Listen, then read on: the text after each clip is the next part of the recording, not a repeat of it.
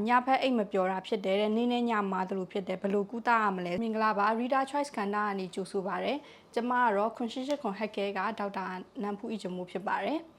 အကောင့်တစ်ခုကမေးထားတာညဖက်အိတ်မပြောတာဖြစ်တယ်တဲ့နေ့နဲ့ညမှာသလိုဖြစ်တယ်ဘလို့ကူးတာရမလဲဆိုပြီးတော့မေးထားပါတယ်ရှင်ညဖက်အိတ်မပြောရတဲ့အကြောင်းရင်းတွေကတော့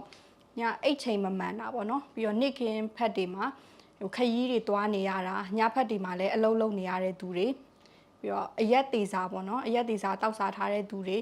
စစ်လိတ်တောက်တဲ့သူတွေကဖိန်းတက်တွေအများကြီးတောက်တုံထားတဲ့သူမျိုးတွေပေါ့နော်အဲ့လိုမျိုးဆိုရင်တော့ညဖက်အိတ်မပြောတာမျိုးဖြစ်တတ်တယ်စိတ်ဖိစီးမှုများတာမျိုးပေါ့နော်ပြီးတော့တချို့ယောဂါတွေခံစားနေရတာဥပမာအနေနဲ့ဆိုရင်စီးချိုယောဂါကင်ဆာယောဂါပန်းနာရင်ကျက်ယောဂါပေါ့ဒါမျိုးယောဂါရှိတဲ့သူတွေမှာလည်း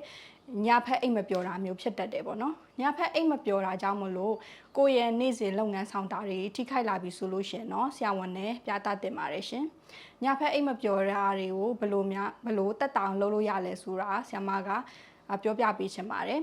အဓိကကတော့ညတိုင်းမှာကိုယ့်ရဲ့အိတ်ချိန်ကိုတေချာတတ်မှတ်ပြီးတော့မှအိတ်ပျော်တဲ့အကျင့်ကိုလုပ်ပေးရမယ်ညအိတ်ခါနီကိုဖုန်းမကြည့်ပါနဲ့စာအုပ်ဖတ်တာမျိုးတာယာညိတ်ညောင်းနဲ့တီးသွားတွေနားဆင်တာမျိုးလုပ်ပေးရမယ်ဒီမွေးရာတွေခေါင်းအုံးတွေကလည်းကိုယ့်အတွက်တက်တောင့်တက်တာရှိတာမျိုးဖြစ်ရမယ်ပေါ့နော်ဒီညစာစားပြီးတော့အနည်းဆုံး3 နာရီကြာမှအိပ်ရာဝင်ရမယ်ပေါ့နော်ညစာစားတဲ့ချိန်နဲ့အိပ်တဲ့ချိန်နဲ့ကိုအရန်ကိုကတ်ထားတာမျိုးမလုပ်ရဘူးပေါ့နော်အိတ်ဆေးအနေနဲ့တောက်ချင်တယ်ဆိုလို့ရှင်เนาะမလက်တိုနင်3 mg ကိုတောက်လို့ရပါတယ်အိတ်ခဏီးကိုအရက်သေးစားတောက်စားခြင်းကိုရှောင်ကျဉ်ရပါမယ်ရှင်ကျေးဇူးတင်ပါတယ်